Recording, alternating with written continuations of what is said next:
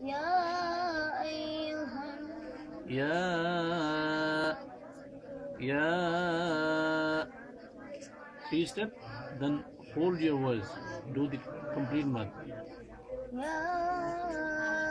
أيها الناس اذكروا نعمة الله عليكم هل من خالق غير الله يرزقكم من السماء والأرض لا إله إلا هو فأنا تؤفكون وإن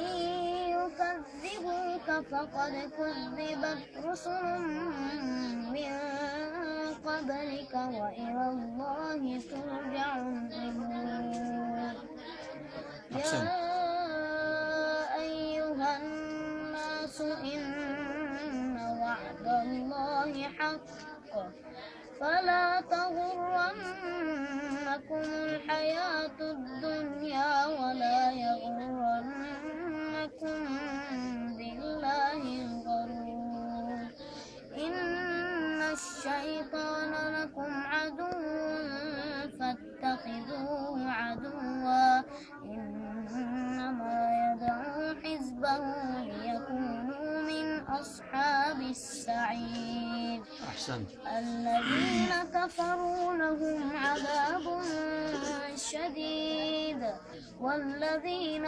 آمنوا وعملوا الصالحات لهم مغفرة وأجر كبير أفمن زين له سوء عمله فرآه حسنا فإن الله يضل من يشاء ويهدي من يشاء